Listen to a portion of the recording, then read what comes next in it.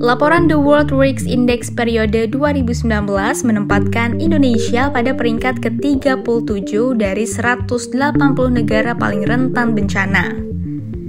Senada dengan hal itu, World Risk Report atau WRR pada 2023 menyatakan Indonesia sebagai negara dengan risiko bencana alam tertinggi kedua sedunia setelah Filipina.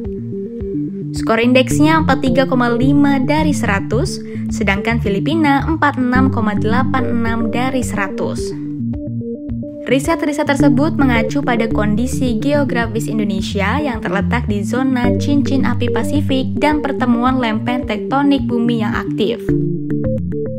Cincin api Pasifik adalah area berbentuk huruf U yang melintasi negara-negara yang terhubung dengan Samudra Pasifik.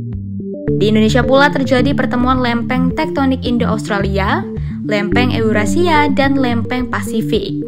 Negara-negara yang berada di zona ini rawan bencana alam seperti erupsi vulkanis, gempa bumi, hingga tsunami. Melihat kondisi ini, beberapa tahun lalu pemerintah merancang skema asuransi yang mengcover risiko akibat bencana alam.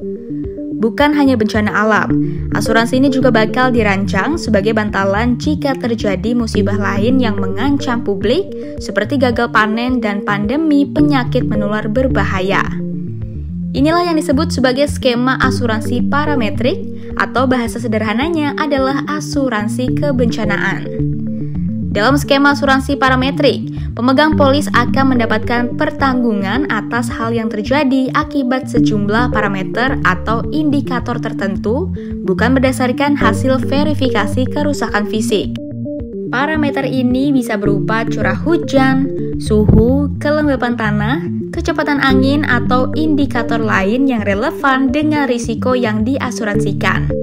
Sejauh ini asuransi parametrik sebatas menanggung risiko seperti kerusakan material, tapi bukan korban jiwa yang jatuh dalam bencana tersebut. Secara teknis, asuransi parametrik berbeda dengan asuransi biasa. Sementara asuransi biasa menanggung biaya akibat kerusakan aset fisik, asuransi parametrik melindungi aset atas kemungkinan peristiwa tertentu seperti bencana. Pembayaran polis ini berdasarkan indeks atau parameter yang telah ditentukan.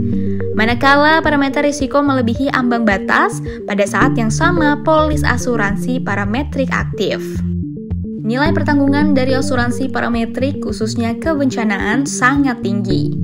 Riset perusahaan konsultan Willis menyebut, kerugian yang ditanggung oleh asuransi akibat bencana alam mencapai 100 miliar US dollar atau sekitar 1,6 juta triliun rupiah per tahun.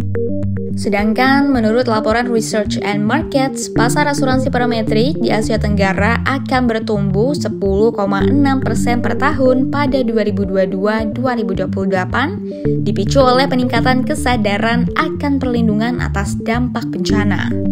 Karena itu, mulai 1 Januari 2026, pemerintah akan menerapkan asuransi parametrik bencana yang dijalankan oleh konsorsium perusahaan asuransi dan reasuransi. Riset atas skema baru ini dilaksanakan oleh Kementerian Keuangan, Indonesia Re atau PT Reasuransi Indonesia, PT Asuransi MyPark, dan Institut Teknologi Bandung. Kementerian Keuangan menjadi pengguna layanan, Indonesia Re dan MyPark bertindak sebagai administrator, sementara ITB menjadi reviewer independen. Dana yang disiapkan untuk asuransi ini sebesar 600 miliar rupiah hingga 1 triliun rupiah per tahun.